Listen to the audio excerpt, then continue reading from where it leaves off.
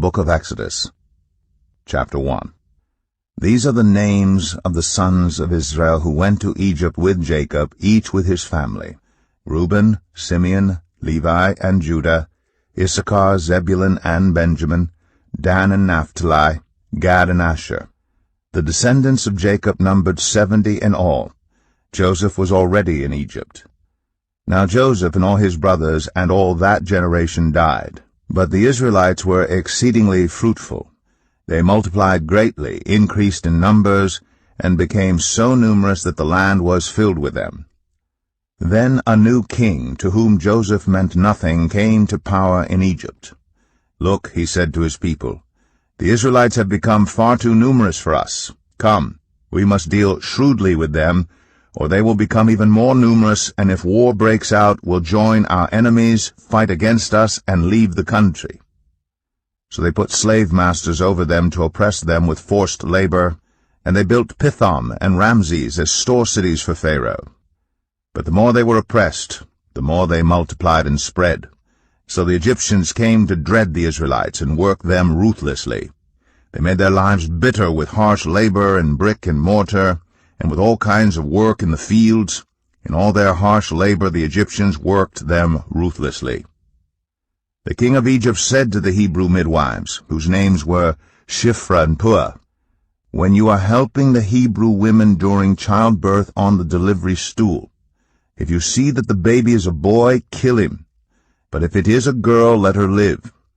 The midwives, however, feared God, and did not do what the king of Egypt had told them to do. They let the boys live. Then the king of Egypt summoned the midwives and asked them, "Why have you done this? Why have you let the boys live?" The midwives answered, "Pharaoh, Hebrew women are not like Egyptian women. They are vigorous and give birth before the midwives arrive." So God was kind to the midwives, and the people increased and became even more numerous.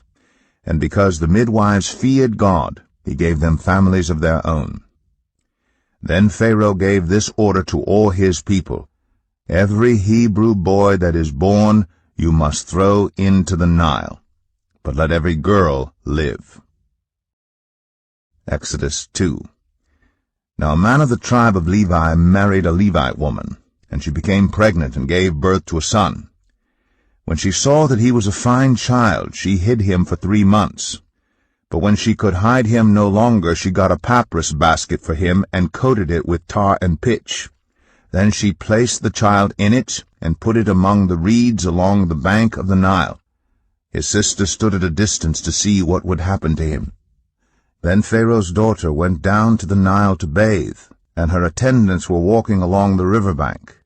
She saw the basket among the reeds and sent her female slave to get it.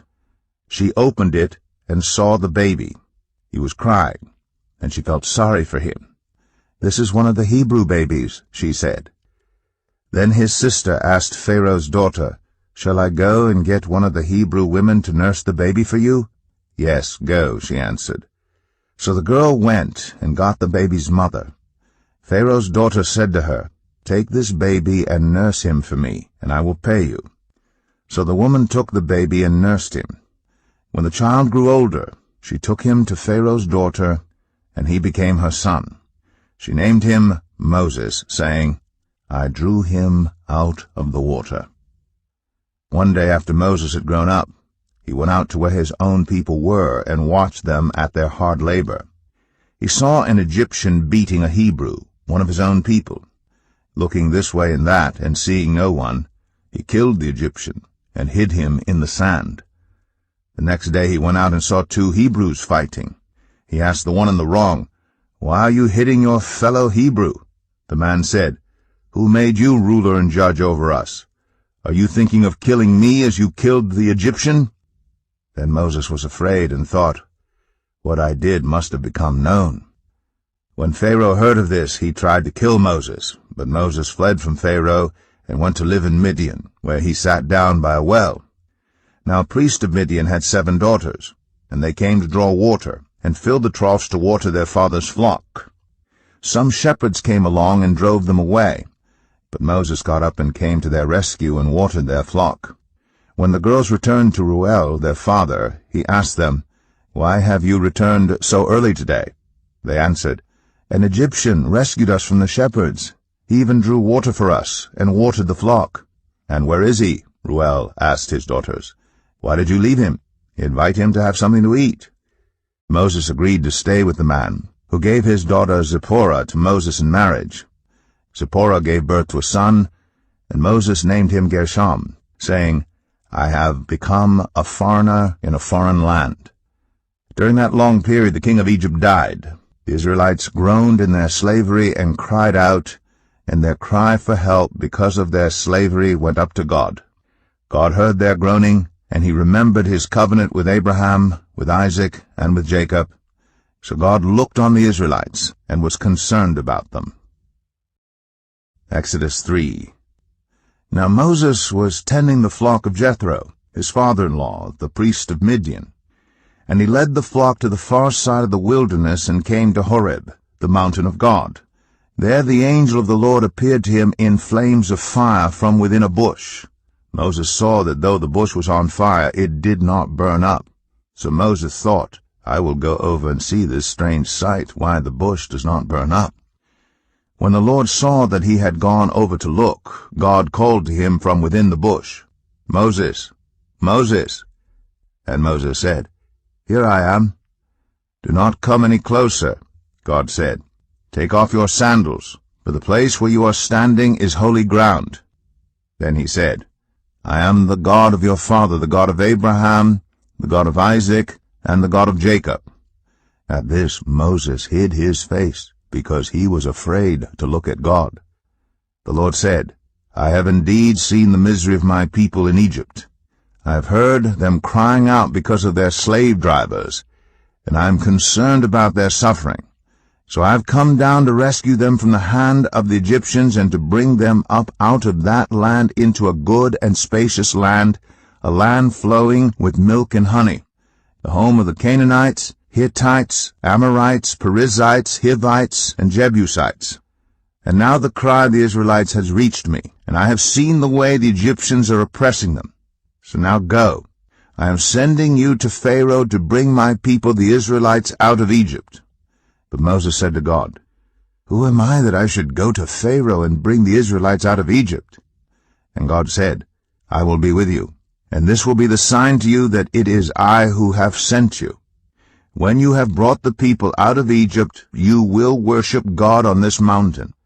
Moses said to God, "Suppose I go to the Israelites and say to them, 'The God of your fathers has sent me to you,' and they ask me, 'What is his name?' Then what shall I tell them?" God said to Moses, "I am who I am. This is what you are to say to the Israelites. I am has sent me to you." God also said to Moses, "Say to the Israelites, 'The Lord, the God of your fathers, the God of Abraham, the God of Isaac, and the God of Jacob, has sent me to you.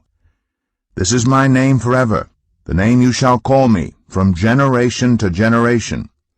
Go, assemble the elders of Israel, and say to them, The Lord, the God of your fathers, the God of Abraham, Isaac, and Jacob, appeared to me and said, I have watched over you, and have seen what has been done to you in Egypt.